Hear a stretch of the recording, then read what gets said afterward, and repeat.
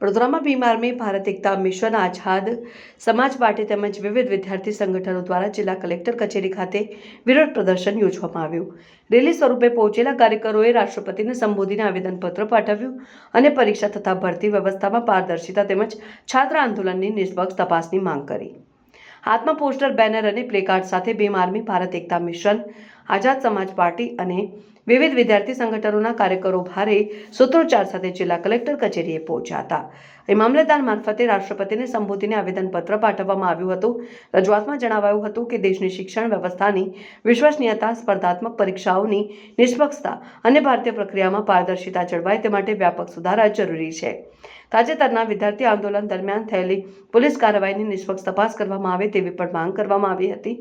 સંગઠનોએ શિક્ષણ મંત્રી ધર્મેન્દ્ર પ્રધાન નૈતિક જવાબદારી સ્વીકારી તાત્કાલિક રાજીનામું આપે તેવી માંગ કરી. ઉપરાંત આંદોલન દરમિયાન જાન ગુમાવનાર દરેક વિદ્યાર્થીના પરિવારને ₹1 કરોડની આર્થિક સહાય આપવામાં આવે તેવી પણ રજૂઆત કરવામાં આવી. આવેદનપત્રમાં વિદ્યાર્થી અને ભરતી પ્રક્રિયા આવેદનપત્રમાં પરીક્ષા અને ભરતી પ્રક્રિયામાં પારદર્શિતા લાવવા, જવાબદારી નક્કી કરવા અને સમગ્ર મામલે નિષ્પક્ષ તપાસ કરીને જરૂરી कार्रवाई करवानी मांग साथे विरोध प्रदर्शन पूर्ण करवामा। सर ये मुद्दे को लेके कर रहे हैं कि अगर इतने बच्चों ने जान दी है तो वो एटलीस्ट एक्नॉलेज तो करे। एक्नॉलेज छोड़ो, वो लोग तो बच्चों को लाठी मार रहे हैं क्यों? आवाज़ उठाने के लिए। ये तो डेमोक्रेसी पे इतना बड़ा धप्पा है कि हम लोग आवाज़ भी नहीं उठा सकते अपनी। एक्नॉलेज भी गवर्नमेंट ने आज आके किया है। इतना 26 दिन हो गए, इतने सारे वीक्स हो गए, गवर्नमेंट ने कुछ भी नहीं बोला है।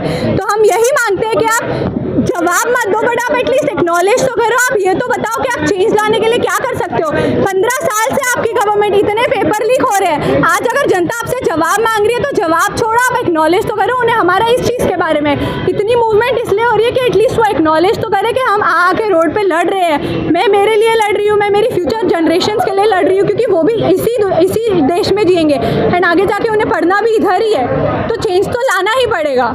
इस तरह का ताजुब की बात ये है कि पहली बार नहीं हो रहा है, ये बहुत बार हो चुका है और गवर्नमेंट ने चेंज लाया ही नहीं है। पेपर लीक हर साल होते आ रहे हैं। एक नहीं कि नीट का ही पेपर लीक हो रहा है। इस साल क्लैट का भी पेपर लीक हुआ था, बहुत सारे दूसरे पेपर लीक हुए थे, लेकिन उसे मीडिया अटेंशन भी नहीं मिल रहा है। तो हम ये चाहते हैं कि आप चेंज लाओ, आप मीडिया को ये सारी चीज़ों में अटेंशन देने दो। आप जो पेपर लीक है उसे आप बंद मत करो, लेकिन एटलीस्ट उसका नंबर तो डिक्रीज हो। नंबर भी डिक्रीज नहीं हो रहा है, उसका बढ़े जा रहे हैं। तो हम यही चेंज चाहते हैं। विरोध प्रदर्शन કરી રહ્યા છો, શું માંગણી છે? અમને જોઈએ છે કે સરકાર થોડી અકાઉન્ટેબિલિટી લે અને આપણો એજ્યુકેશન મિનિસ્ટર રેઝિગ્નેશન આપે। થોડીક અકાઉન્ટેબિલિટી, થોડી હ્યુમેનિટી, થોડી બેઝિક મોસ્ટ નીડ્સ છે અમારી, જે પૂરી કરવામાં અમે માંગી રહ્યા છે। શું કહેશો તે તમે લડત આપી રહ્યા છો, તમારી માંગણીઓ સ્વીકારશો, કયા પ્રકારનું આંદોલન વેગ આપશો? અમને જોઈએ છે કે જેટલા બી લોકોએ, જેટલા બી સ્ટુડન્ટ્સે સુસાઇડ કમિટ કરી છે, જે બી આપણી આખી ગવર્મેન્ટની જે સિસ્ટમ છે, જે બી મોટા ગ્લિચીસ છે ગવર્મેન્ટમાં, એ બધાને કવર અપ કરવામાં આવે, અકાઉન્ટેબિલિટી લેવામાં આવે અને ગવર્મેન્ટમાં ચેન્જ માંગી રહ્યા છે અમે, મોટા ચેન્જ। એટલીસ્ટ નાનાથી સ્ટાર્ટ તો કરો પહેલા। આજે કલેક્ટર કચેરી આવ્યા છો, શું માંગણી? दमन करना बंद करो।